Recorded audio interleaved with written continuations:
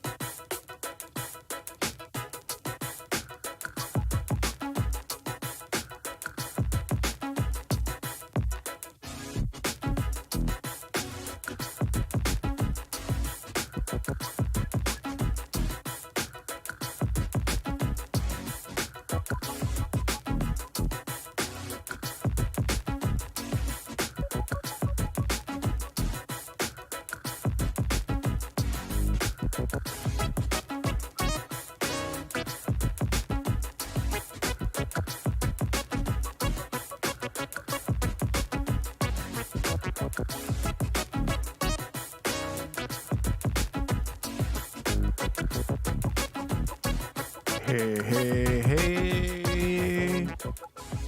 Hey, hey. What's up,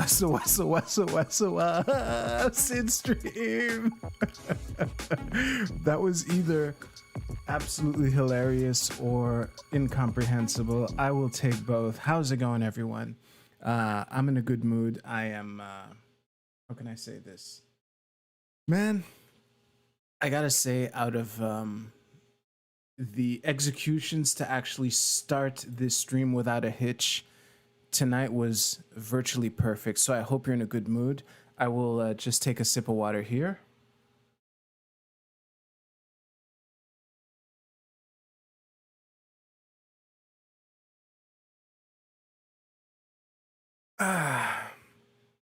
Hey, Brick.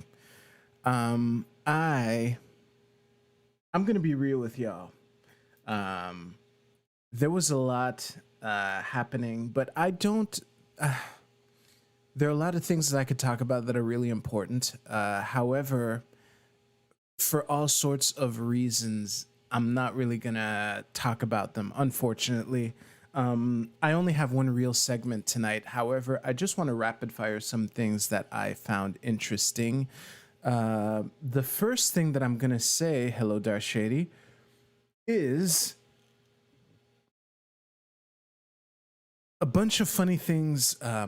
There were a bunch of funny coincidences that happened on Friday.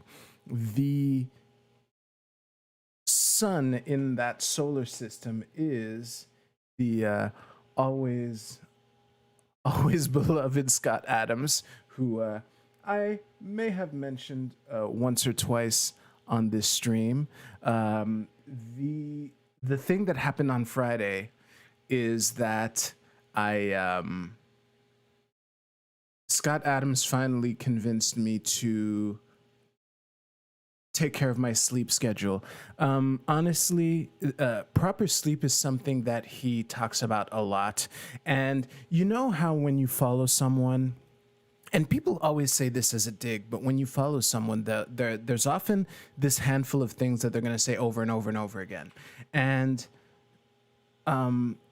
there's value to that in the sense that sometimes you need to, by changing the way you say the things, sometimes you'll just say it the right way at the right time, to really get through to someone. And the way he talked about sleep on Friday got to me and said, it motivated me to make a decision and say, you know what? Yeah, I'm going to set a time, and I'm going to wake up at 7 a.m. every day, weekdays, weekends, unless of course something happens. I mean, life happens, but yeah, it really, I don't want to repeat what he said because I don't think there's a point.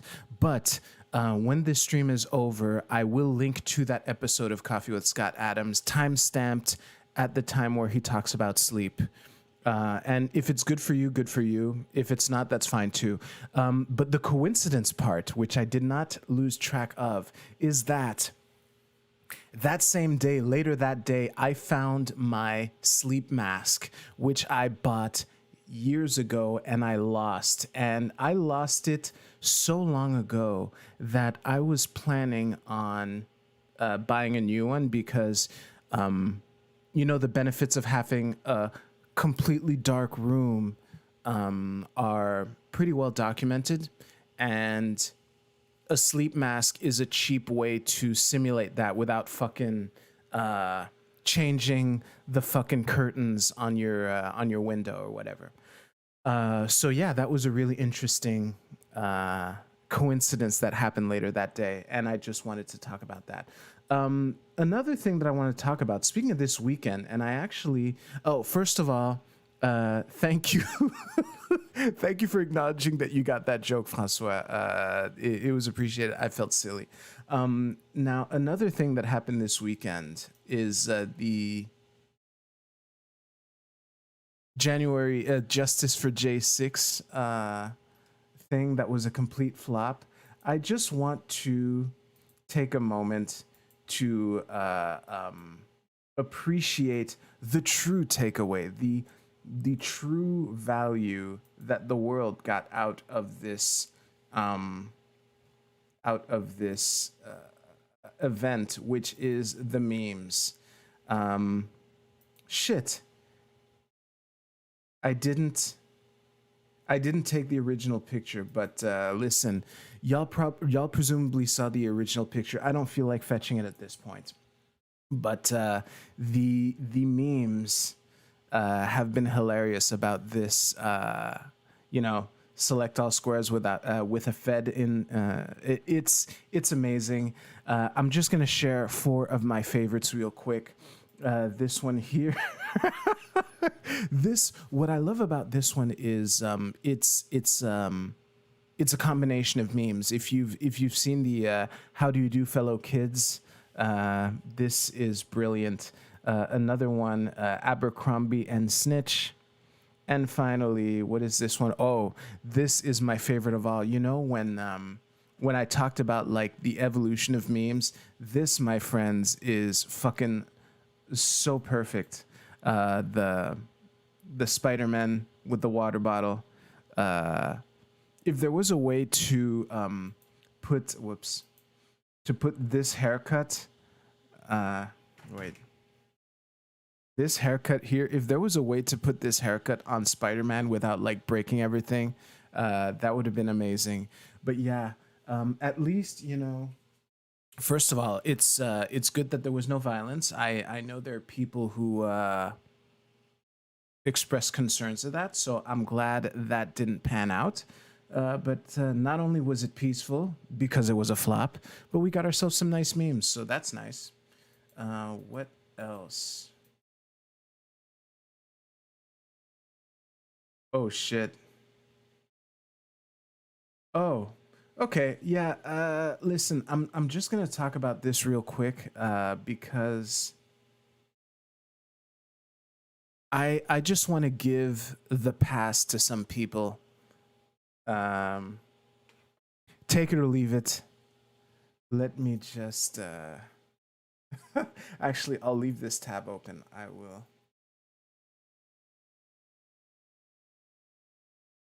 And what is the other one? Okay, yeah, that's why I put that there. I'm just gonna prepare something real quick. This might be a rapid fire. Oh, really? You like the meme review? Excellent. I will keep that in mind, Francois. Um, Fortunately, I recorded this, so hey, why not? Uh,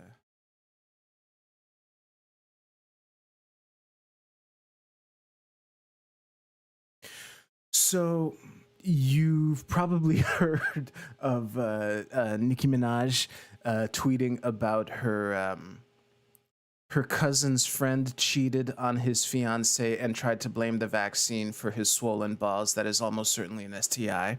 And this created a whole bunch of controversy. Now, this part, I didn't really believe it, but according to Ground News, there are nine outlets that covered this. So there must be some grain of truth to this. But these tweets actually triggered a march.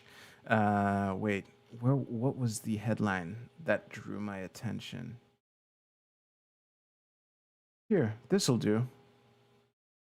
I'm not gonna read the article. Most people didn't anyway. Hey, I clicked on read. There we go. So yeah, Nicki Minaj fans protest outside CDC HQ in Atlanta. Chant Fauci lied to me. I like. I alluded to this when I did the Joe Rogan bit, but it is remarkable that our institutions have torched their credibility over the last 2 years to the point where some people will take will take the medical opinions of a fucking rapper over the CDC's. But that being said,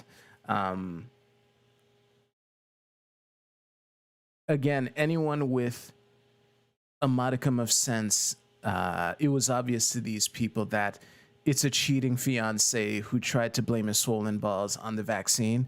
But the pass that I wanted to give you, that I alluded to a second ago, is because some people have made this confusion. I just want to say, I also got Cardi B and Nicki Minaj confused.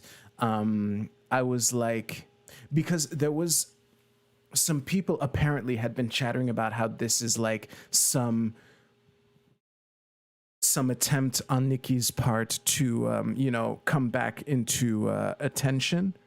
And I was like, wait a second, didn't she stir a media outrage with her WAP song? And after a couple seconds of reflection, I realized that was not Nicki Minaj, that was Cardi B. But can you really blame us? Listen, this is Nicki Minaj and this is Cardi B. Now, I think it is insensitive at best to say that all black women look alike. But let's be real here. These two black women, I think to someone who doesn't consume hip hop, can you see how it would be easy to confuse these two women? Even I did. So there you go. By the power invested in me by Black Twitter, which is none at all, I hereby give you the pass for having confused Nicki Minaj with Cardi B during that story. So go forth in peace. Oh, wait, stay for the rest of the stream. Yeah. Thank you for that. All right. What else are we going to talk about? What else do we got to talk about here? Oh, shit. Man, I had let me just clear up some tabs here.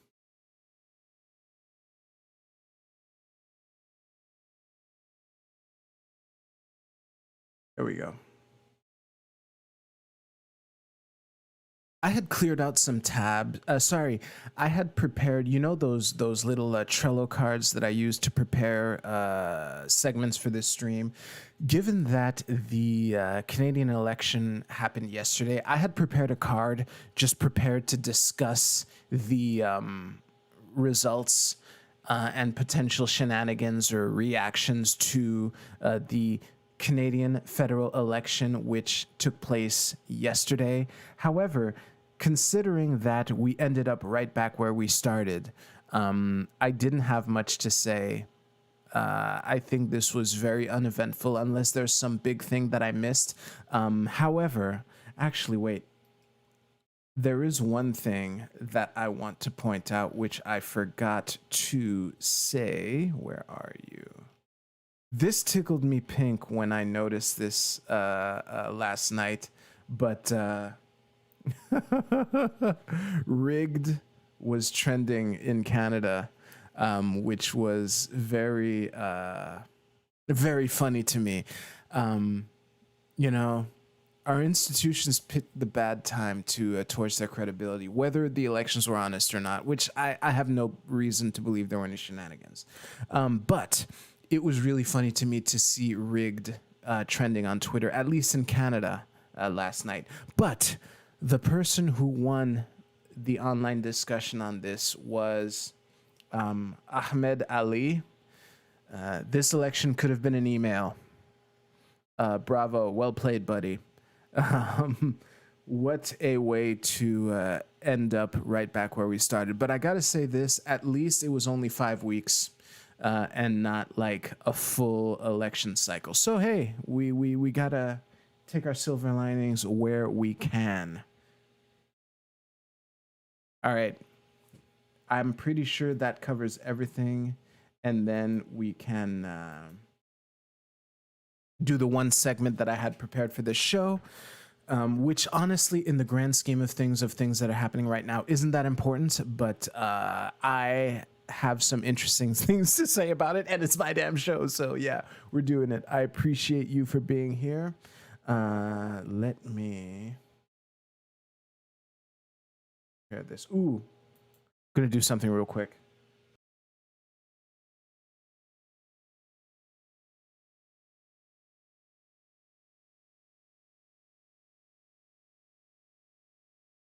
That's better. Actually, old Juggy here.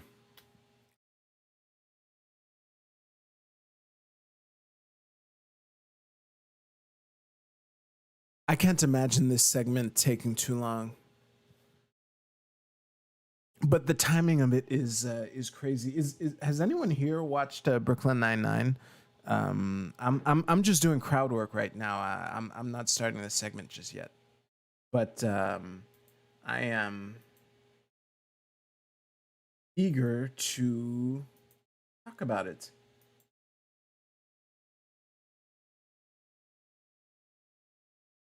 Okay. So let me just put these tabs in order. That is, my execution for launching the show was near perfect, but I did not put these tabs in order. So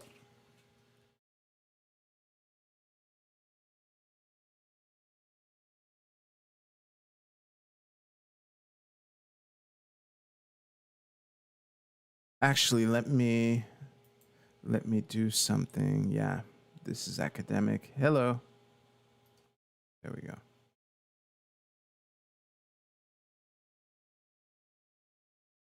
Okay.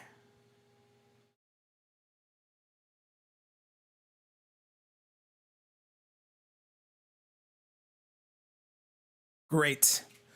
So if you're watching this right now, you're aware that the hit show Brooklyn Nine-Nine ended. It had its series finale last week. And the timing of this is very strange to me. And I want to talk about it a little because I think there are some lessons to learn for art in general. But I will start by sharing my experience. Now, I had heard of Brooklyn Nine-Nine for a while. It was a show that was it started in 2013. It is, and actually might as well put this on screen. Brooklyn Nine-Nine is an American police procedural comedy television series which premiered in 2013 on Fox, later airing on NBC, blah, blah, blah. Series created by Dan Gore and Michael Schur. So, as I was just saying, I had heard about it, heard a lot of good things about it. However, I had never taken the time to watch it. And last year in 2020, during the lockdown, I decided that it was time to actually give it a shot. And I enjoyed it. I enjoyed it a lot. And I'm going to talk about it because I find the timing that I finally got around to watching this show last year and binged through all, I believe, 7 seasons. Yeah, exactly. I binged through all 7 seasons last year, and I saw that it was still, it had been renewed for another season. And it was really weird that this season, season 8, that came out earlier this year, was the final season. Now, the first thing that I want to mention, and this, anyone who's watched this show knows this, but to those of you who don't, one thing that I find fascinating about this show is how absolutely beautiful the main characters are. This is a group picture, and I gotta say, let's zoom in here. These people are so fucking beautiful. It took me almost the entire first season to get over how beautiful these people are. Even the people who are whose role is meant to be the relatable ones, and who, again, only in comparison to these stunning specimens that they're standing next to, are probably meant to be quote unquote the ugly ones, or the less relatable one, the more relatable ones, are still really good looking. And it what are the odds that all these gorgeous people end up in the same workplace and the job has nothing to do with how good you look? So it was genuinely distracting to me. As I just said, it took me almost the entire first season to just get over it and accept, okay, these are the people. It is a funny show. I fucking love the show. I just said I binged through it all. And something that I want to mention is, wow, I didn't even have my show notes out. Okay, so I talked about how this show has potential lessons on art in general. And specifically, what I want to talk about is how to convey your political beliefs through your art. Now, it is obvious that the writing staff, or the people behind the creation of the script for this show, are very progressive. They have progressive values. That is fine. I have no problem with that. However, I just want to mention 2 really easy traps that you can fall into when you're making art and you want to convey your political beliefs through that art. This is especially true for something that is spoken, like a sitcom, a play, a movie, that kind of thing. So the first trap is to become preachy.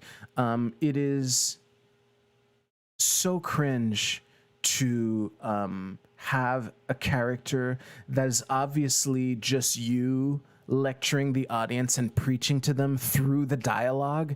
And that, if you want to actually reach someone who isn't already on board with what you believe, that is one of the worst things you could possibly do.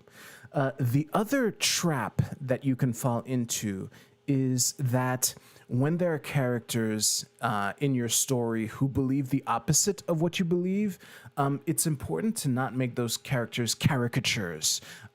So let's take gay marriage, for instance. So uh, let's say there's a character in your in your story who's opposed to gay marriage. And whenever they have to explain why or whatever, they're like, I don't know, gays just creep me out. That's not. Um, if you want to get to people, the common phrase of meet people where they're at is really important. And if you want to persuade people, it's important to demonstrate that you understand what their views are. And most people, even those who are caricatures, don't believe that they are. And most people aren't. So, yeah. And I think that Brooklyn Nine-Nine, through its 8 seasons, did a overall good job of avoiding these traps. I think that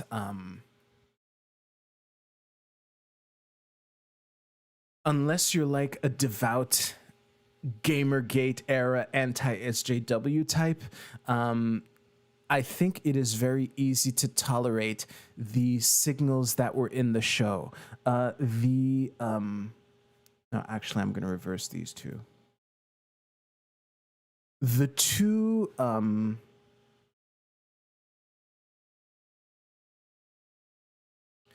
so yeah, like I was saying,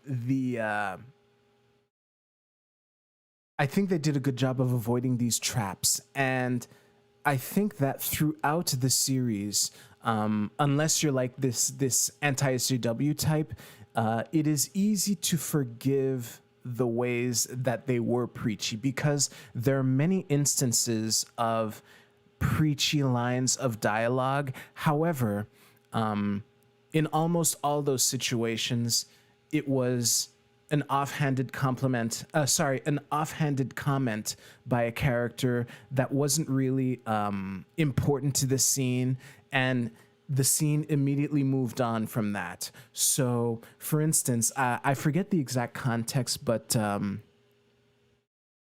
at some point during the show, the movie Ace Ventura was brought up, and I believe Jake made this offhanded comment about how transphobic it is.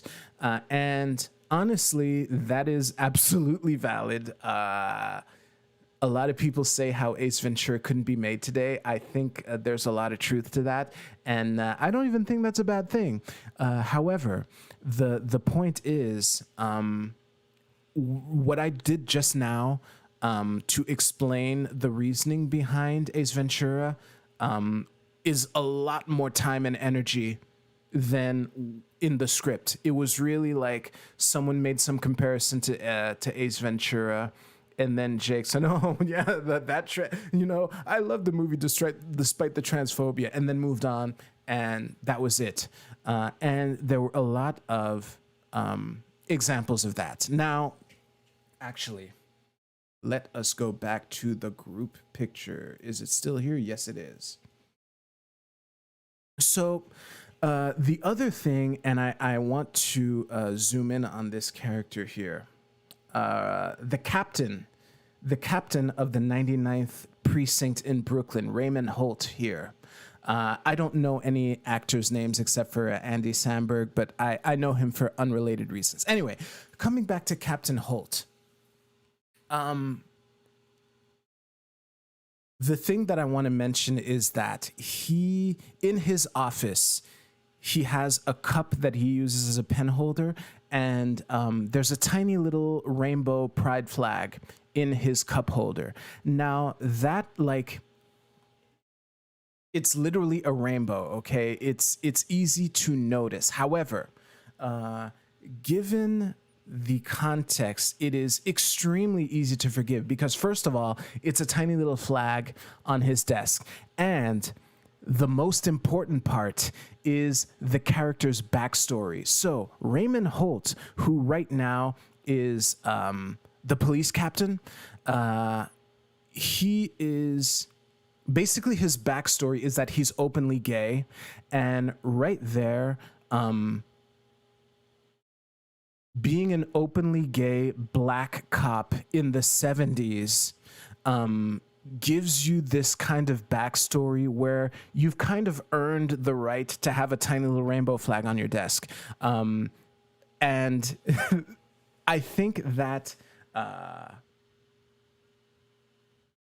considering that if a tiny little rainbow if a tiny little rainbow flag on the captain, who probably went through a whole bunch of shit, both for having been black and having been gay in the 70s, and a couple throwaway lines here and there, is the worst that you have to deal with over 8 seasons of content, I'm giving that a pass. Now, what else did I want to say? Oh, yes, there is one exception, or I wouldn't say exception, but it is an example of the preachiness that I remember when I watched this. I was disappointed in how this show, which had done such a great job of sprinkling its values in a way that isn't that annoying and totally understandable, had resorted to preaching during this episode. So the episode is, let me just bring up the wiki here. The episode is He Said, She Said. This is a very serious issue, which is, let's just go to the plot here. I'm not going to read the whole thing, but the plot revolves around some businessman who...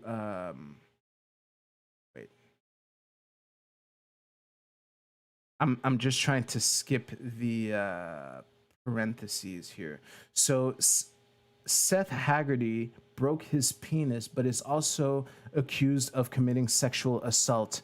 So yeah, basically, this Wall Street type is in the precinct and is accused of sexually assaulting one of his employees, who's like this entry level woman in that firm.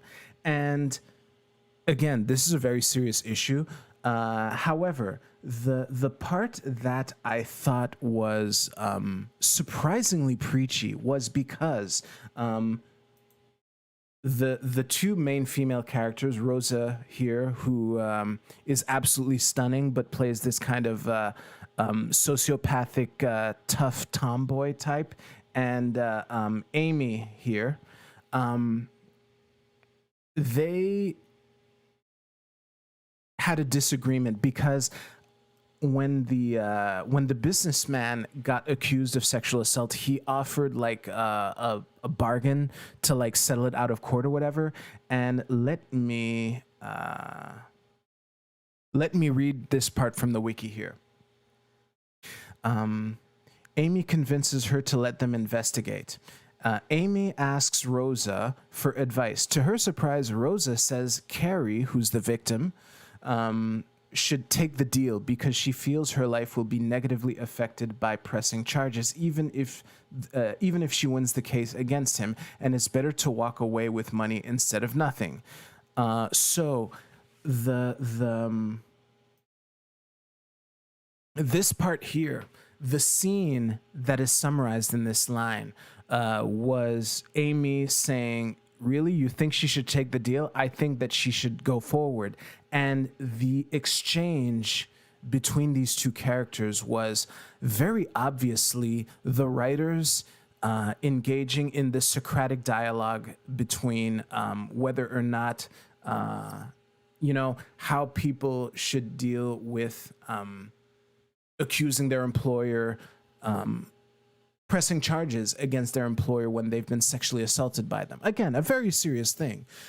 However, this was uncharacteristically preachy in the dialogue. And I remember while I was watching this scene, I was like, oh man, what a disappointment, because the people who need to hear this message the most will be absolutely turned off by this scene. Now, what later what later really made the whole episode, and to me, in my mind, compensated for this scene was actually, let's read it here. Amy, okay, let me just go back over here. So Jake and Amy are the two main characters. So Amy is this one here on the right, and Jake is Andy Samberg here.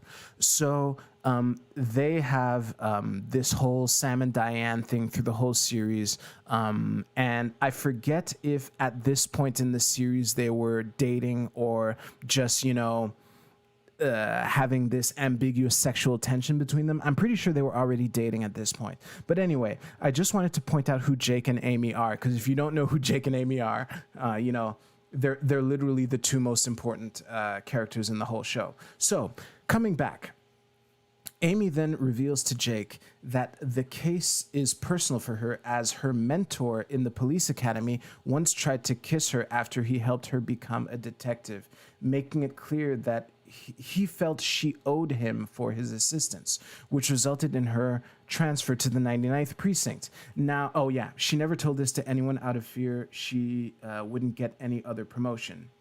So you know, as much as the scene between Amy and Rosa was unfortunately very preachy, the scene between Jacob and Amy was really good. What is her name? I will, what's her name? Where's Amy? Okay, Melissa Fumero. During that, oh shit, my browser isn't even up. During the scene where Amy talks to Jake about her boss trying to, her mentor trying to kiss her after helping her for her career and shit, I literally just looked up her name. Jeez, I shouldn't laugh. Wait. Where the fuck is it? Melissa Fumero. Holy shit. So yes, during the scene where she tells her story to Jake, Melissa fucking crushes it. It was some of the best acting I've seen in that series, definitely the best acting I've seen in that episode. And I remember, especially since that scene happened after her dialogue with Rosa before, I remember when she was watching that, when I was watching that scene saying, yes, this is how you do it. That's how you do it. So yeah, I just wanted to mention that. Moving on. Oh, actually, this is a great segue because, listen, I don't watch a lot of, I don't watch any content that's made in Quebec. Honestly, almost all of my media intake is from, you know, the English world, English Canada, and the US.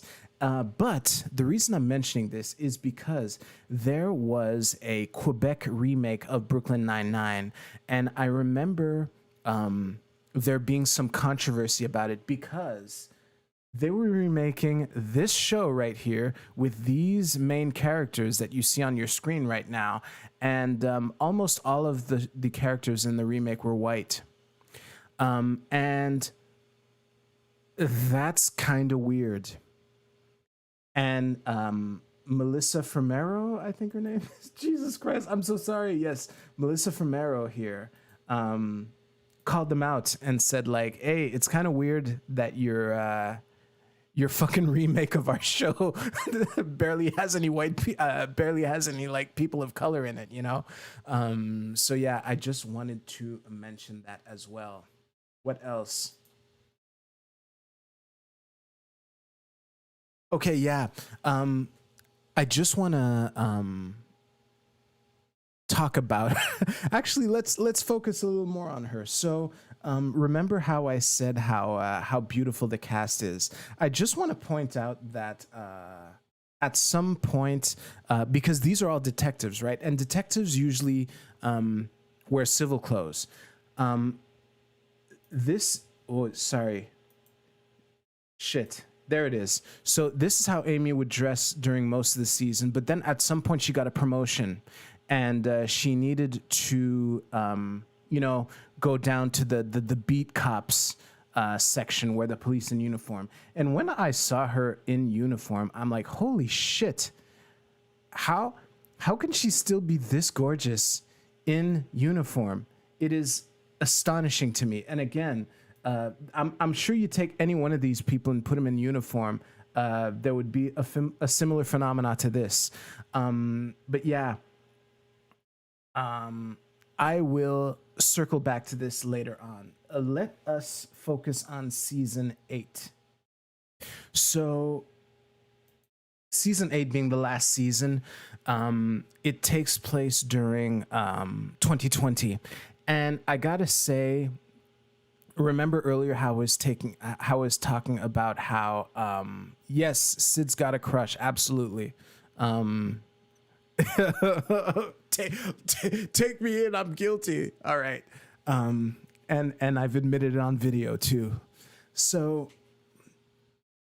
yeah, season 8 takes place during 2020, and I gotta say, on one hand, episode 1 of that season was extremely preachy. However, there was a lot of things to cover in a short amount of time, and the preachiness in that entire season was almost entirely contained in that one episode. So the premise behind the season actually is that because of George Floyd, the George Floyd thing made Rosa, who is this lady on the left of your screen right now, reconsider her role in the police, and she ends up quitting the force to become a PI, and says, I can help my community better that way. So during that episode, there was a lot of exposition that needed to be done because also there was coronavirus, and during the first scene of that show, the characters that were in it were wearing masks, and then Rosa, tells the people that she's leaving the force. And the funny thing is, after the opening credits, Raymond Holt here delivers a line which can be interpreted as being preachy, but it was something like,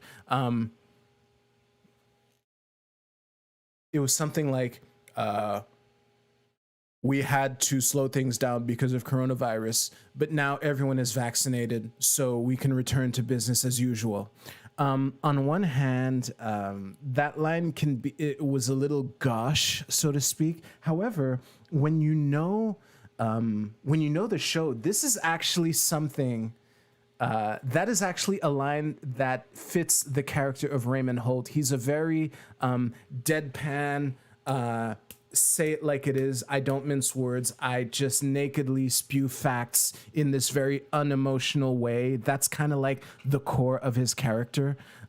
So weirdly enough, that line that I just paraphrased to you, the fact that Raymond Holt was the one to say it was in itself the spoonful of sugar that helped the medicine go down. So that was,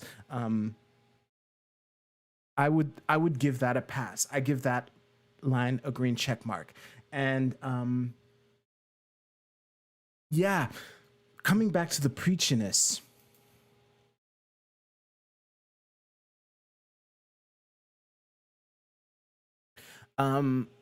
Another theme that came through with this show was the theme of police reform in general.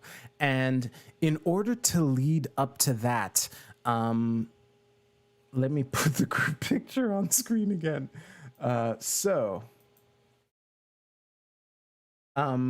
Rosa gets a client who got, I think, false Rosa gets a client who gets harassed by some police officers, okay? And Rosa starts investigating them, and the head of the police union decides to, protect the two cops or whatever.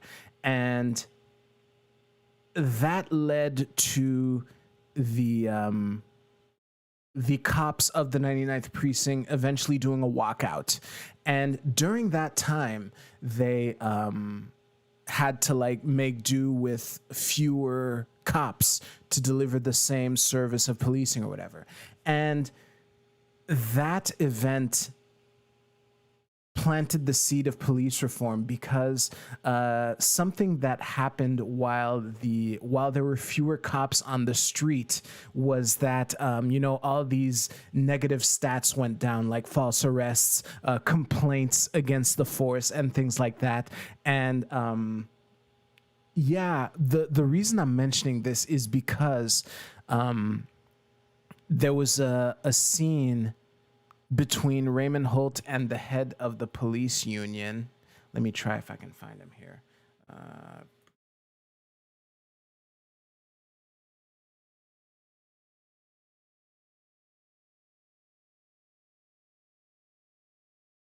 Come on.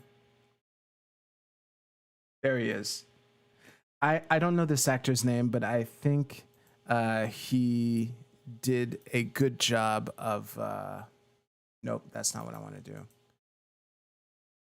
This one here. I think he did a good job of being this really despicable guy. The funny thing is, this character was first introduced in the first episode, and it was preachy enough as is, which I just talked about. And this guy is a caricature, and I was like, oh shit, did they just fall into both traps that I just talked about? But it's different because this was a recurring character throughout the whole season. So coming back to what I was just talking about, during a face-off between Raymond Holt and this guy, there was this really elaborate speech that Holt gives about how, maybe with fewer policemen on the streets, that would forge a better relationship with the community, because the community is really important, and we need our relationship with the community to help the detectives do work, because the police can't help the community if the people in the community don't want to talk to the police, and that kind of thing. I just said the word community a lot, but the point is, that particular speech, as I was watching it, I'm like, oh, this is clearly a writer going off on a rant on police reform, and using Raymond Holt as the puppet to deliver this rant. Again, this barely happens at all in the 8 seasons. I highly recommend the show. And the final thing I want to talk about is Jake and Amy, because as I talked about, they have this like Sam and Diane vibe, and it was obvious from the beginning of the whole show that they had feelings for each other, but they were like kind of awkward and that kind of thing. And you can't have a long-running show with two characters like that forever. And at some point, they start dating, and later on they get married. And at the end of season 7, I think it's at the end of season 7, they have a kid, and Amy gives birth at the season finale of one of the seasons, probably season 7. Now, the reason I'm bringing this up is because Brooklyn Nine-Nine was a police comedy, okay? And I think they did a great job of being that. And I was worried when Jake and Amy finally admitted their feelings for each other and started dating. I was kind of worried that the relationship between the two main characters would turn this show into a rom-com, and I was really worried. I was kind of concerned, and then when they got married, I was legit worried that this was going to slowly turn into a rom-com. I felt that concern was vindicated when Amy gave birth. And I'm like, oh shit, this is going to be a family rom-com now. Well, hopefully the show does a good enough job of persuading me to continue to watch. But they fucking ended it at just the right time because, this new family is with us now. And only one season takes place. I would say the family stuff takes a reasonable amount of space in the show, didn't overtake it. But, these are the two main characters. It would be really weird if their son wasn't mentioned at all. So, yeah, I think that yet another piece of anecdotal evidence of how the show ended at just the right time was how the sexual tension between Jake and Amy culminated into them having a child together. And one more season and we're done. Beautiful job. Bonus meme. There was an episode where Jake falls into... he falls for one crypto scam after another, and it was delivered in a really comedic way, where he bought like a bunch of coins during pump and dumps that he would fall for. And me, being a crypto enthusiast, could easily interpret this as like the writers being cynical with crypto, but that on its own isn't proof enough. I think that they did a good job. And thank you very much for the 8 years of entertainment for most of you, and the 1 year and some change of entertainment for me. So yeah, I just wanted to talk about that. And thank you so much for watching. If you like this video, please click on this card right here to watch the next one. Thank you very much. I will see you soon. All right. Well, that's all she wrote. I definitely want to play Stardew Valley. I gotta say, that segment, I think I'll be able to get something out of that segment. It didn't go as well as I wanted to, but it went well enough. So I am overall happy. I'm going to leave Google Chrome open because, let me just do, where is it? Yes. Here. Just in case I need it. Good. Now I have that. Let's start the game here.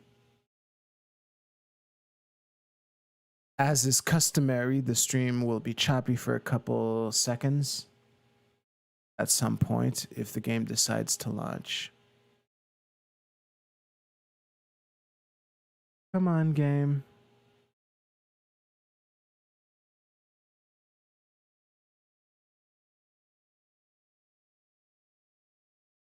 I know I clicked. There we go.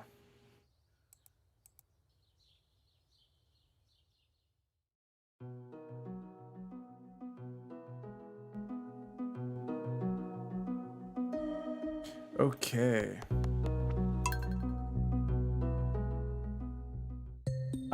I played a day off screen. Don't you think the best show is Strongman and Antagonist, or the Antagonist views? Huh?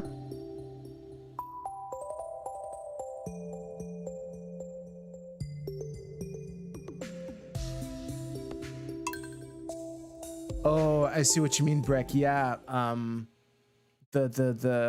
The best shows. Well, I don't know about best shows, but I think that it is a sign of a good show that you're able to strongman the antagonist. Yeah. I keep saying this. Some of the best supervillains in all of fiction have some kind of redeeming quality to them. My two main examples for this are Agent Smith and Darth Vader. Darth Vader got corrupted by, his love and his desire to bring his loved one back. Agent Smith is just as much a prisoner of the Matrix as the humans that he supervises. Agent Smith wants out too. And yeah, I think it is a definite characteristic of strong shows that you're able to steel man the opposition like that. Good point.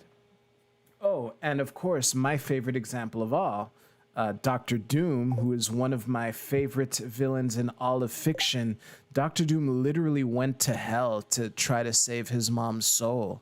And also, he might be a brutal dictator, but he truly does love his country. And you know, yeah, my feelings for nationalism are, it's complicated at best. However, the love that Doctor Doom has for Latveria comes out in all these weird ways that are subtle and that are cool to see. And there was something else I wanted to say about him. Oh yeah, when another redeeming quality about him was that when Tony Stark was in a coma, Doctor Doom was like, shit, someone needs to do the job of Iron Man. So he fucking broke into Stark Tower and stole the Iron Man suit, and Doctor Doom was Iron Man for a while. Infamous Iron Man, which is the story that covers this, is one of my favorite stories in Marvel. If you ever have a chance to read Infamous Iron Man, it is really good. Yeah. Let's play Stardew Valley. But yeah, thank you for thank you for triggering that rant. All right. I just checked the calendar. There's nothing special today. Like I said earlier, I played a day off stream. The smell of fall reminds me of the smell of books. Weird, isn't it? Yeah, it is kind of weird. I'm not gonna lie. Welcome to the Welwick Oracle. The spirits are somewhat annoyed today. Welcome to Kozu 5. It's going to be clear and sunny all day tomorrow. All right. Yeah, it's slightly bad luck. So, what is this? I'm really glad you became part of our community. Here's 500 gold. Hey, I appreciate it. This is Mr. Lewis. I think Lewis is the mayor. Is he the mayor? Yeah, Lewis is the mayor. Huh, good. I'll take it. All right.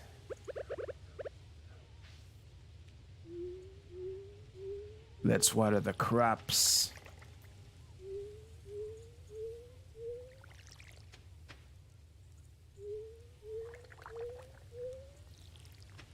This is all pumpkins. I just remembered something. Man, this is probably going to be too long to do on stream.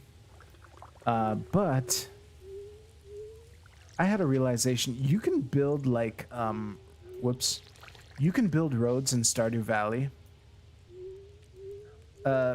What I mean by that is you can lay pavement on your farm. That's more specifically what I mean. And the advantage of that is that shit won't grow.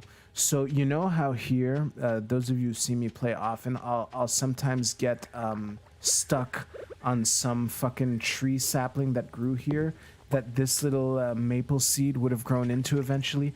If I just pave everything here, I won't have to worry about that anymore.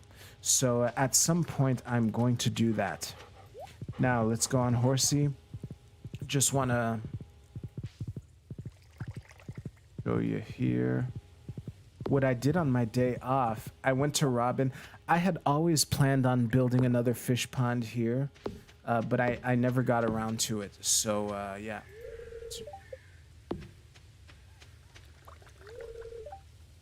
Can't talk to her?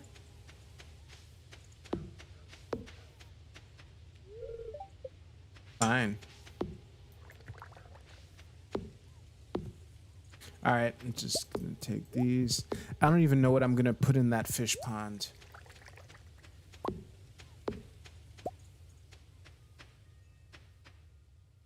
In real life, you pay the mayor. In SV, the mayor pays you. Yeah, that's right. I see what you did there, Frank. All right.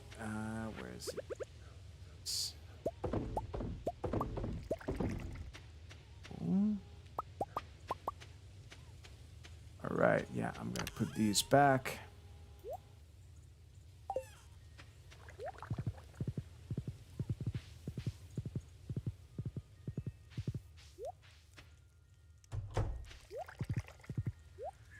Yeah, it's a slightly unlucky day, which means no fishing. Yeah, actually, I might as well mention this. The reason why I left Google Chrome open is, and this is also the reason why I played a day off stream, although that's going to happen more and more often as we go. I finally took the time to research, like, the fish that I need to do to finish the community center. So I have a little Notion document with, you know, the fish that I'm missing, what season, what day of the week, what weather conditions. So, whoops.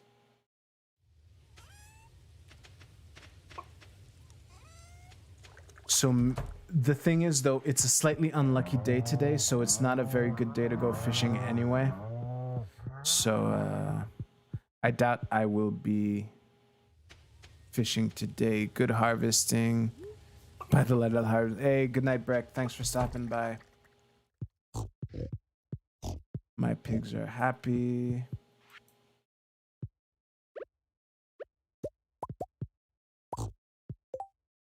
I didn't take the milk from the cows.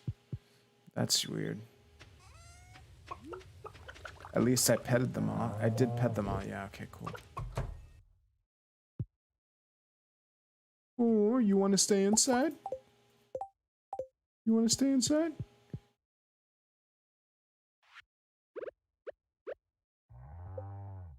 It's too cold for you outside? That's fine. All right.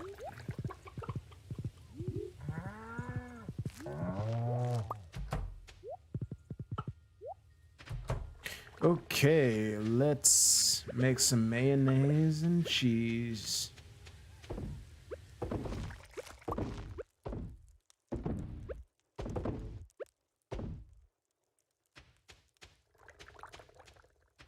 Oh, really? I have too many eggs? Okay.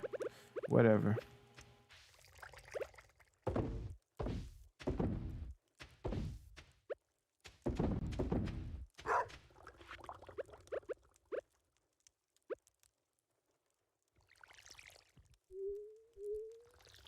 Boom. Why walk all the way over there? Well, I did all the basics. Where's my horse? There you are. What to do on a slightly unlucky day? First of all, let me see the recipe for... So cobblestone path. I just need stone. I have stone coming out of my ears. So one stone. Okay, cool. So yeah, I could very, very easily do this.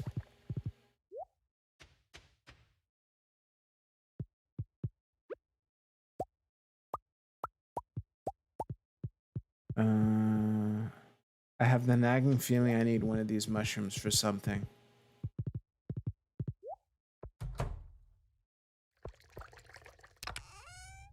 How are you here?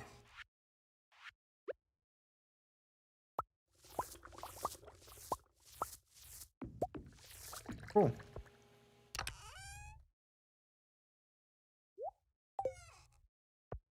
Oh, wait, these trees.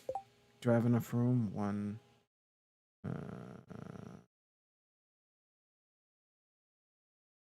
12 minus. Nah, you know what? I'll come back. I'll come back.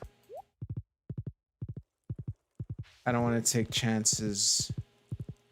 Just gonna free up some inventory. First of all, these 2 extra eggs, I'm just selling them. Fuck this.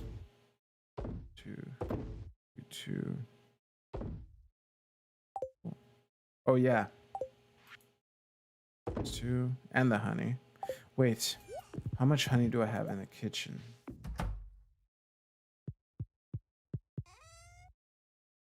$15? Yeah, let's make it 20. Oh. I forget what I cook honey for. What I cook with honey. But, hey. Is there a new tree here or something? Yeah, okay. That's why.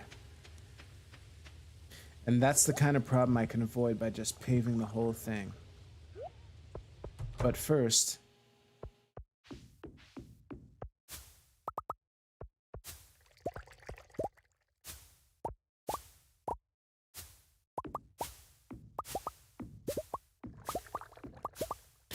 Oh, wait, there's one kind of fruit in here that I need.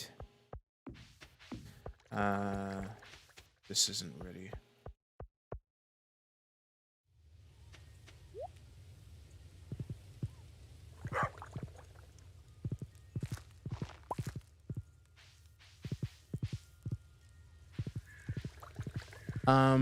Garbage truck, wait, thank you, first of all, for stopping by. So to answer your question, like, the thing that confused me about that question is that, when you, if you watch that Sapley Values quiz that I took, at the end, like, I was back in the center. So do I consider myself an ANCAP? Honestly, no. However, I do have a basic understanding of economics. So yeah,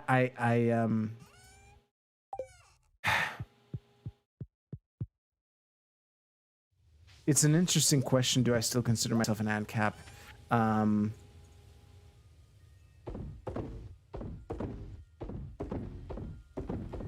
It's all about, you know, are we talking about theory, or are we talking about, like, real world applications? And the bottom line is, even if you're an ANCAP, there's still demand for government. It's an overwhelming demand for government. We've had about 20 months of demonstration of how there is an overwhelming demand for government. So it's a tough one.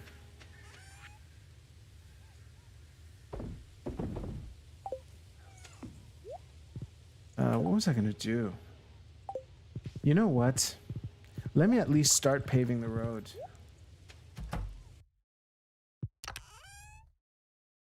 I only have 195 rocks. That's weird. Well, I'll take them. Oh, I know. And it's an unlucky day too. So, actually, I will leave this here.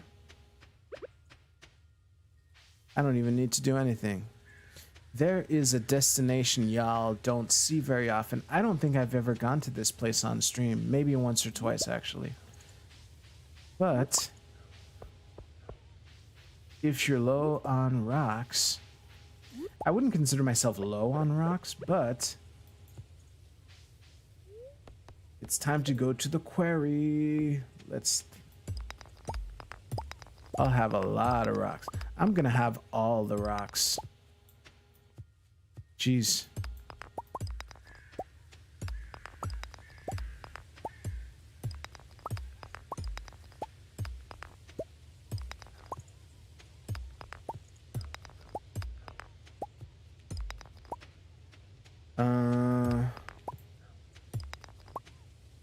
Shit, I didn't bring any bombs. Fuck. You know what? I'm just gonna take the precious metals here. And...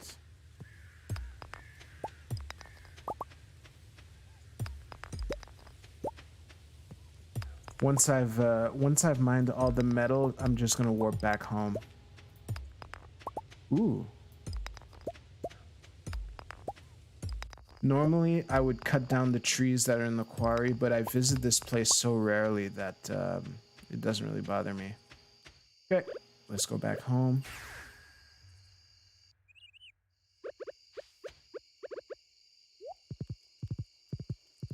So, I can probably just craft them here. No, I can't. That's weird. Fine.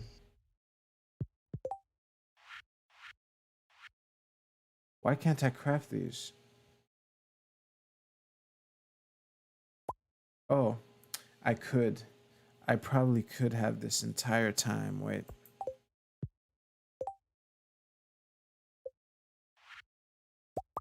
There we go. Really?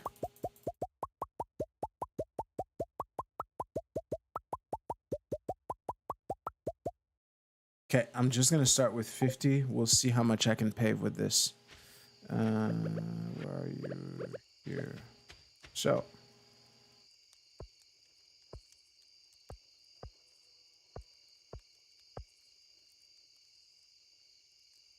Oh.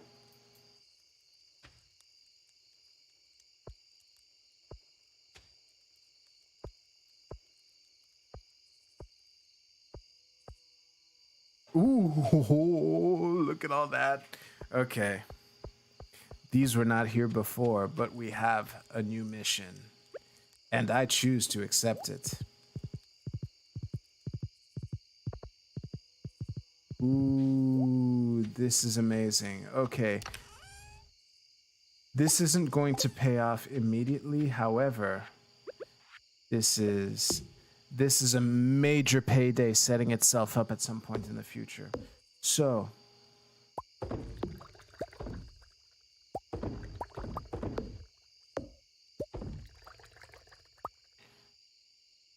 hey.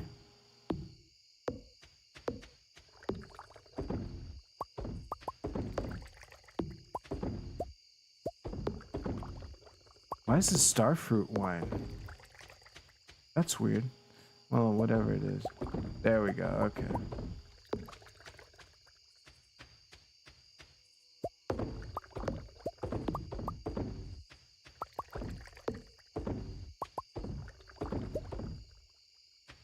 Okay. I just want to make sure that I have all of them.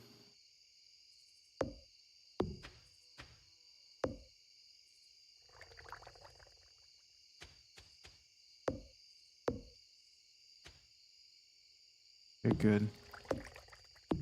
If I realize, like, oh, first of all, 100 minus 70 is 30.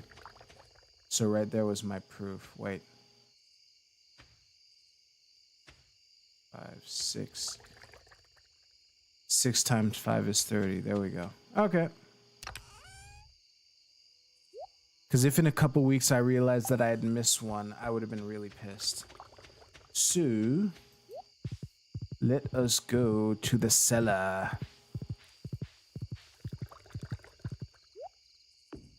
Geez, this is another day where I barely left the farm.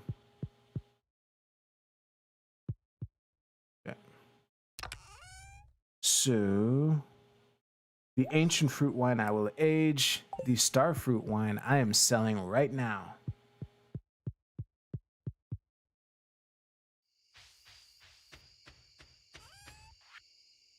Boom.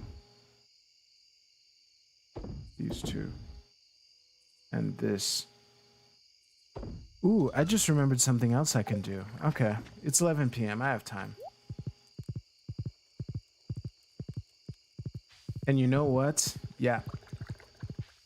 Hey, for once, I didn't even need to be reminded of this.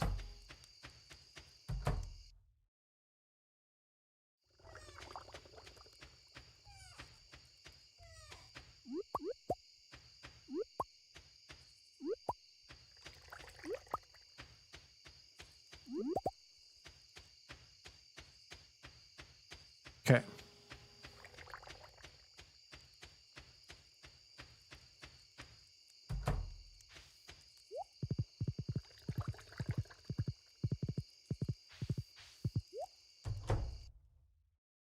Yes.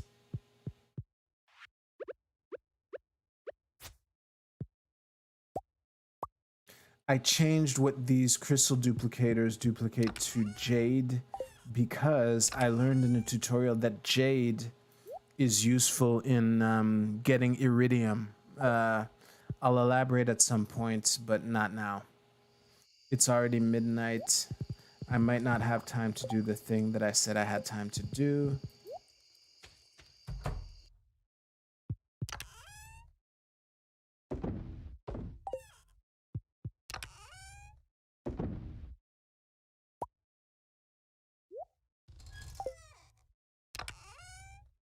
Actually, I'm gonna keep the stones. Really? Why is this? No.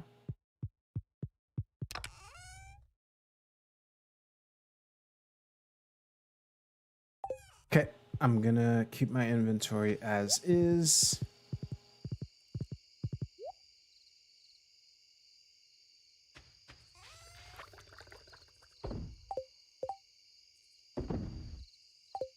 Okay. Man, it's almost one. It's almost one. Okay, you know, I know what I'm gonna do.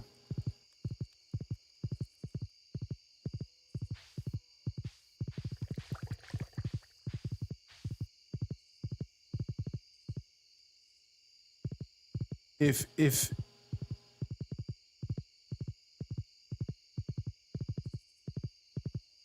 man, I probably won't have time to do it. Now, the reason I'm being this cavalier is that I can literally teleport to my front door. But yeah, I won't have time to do much of anything here.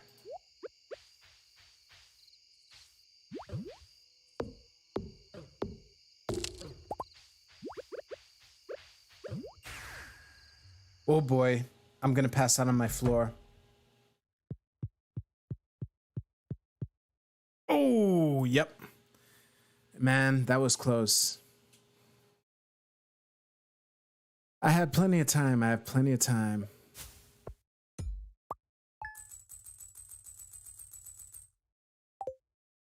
All right, that was fun.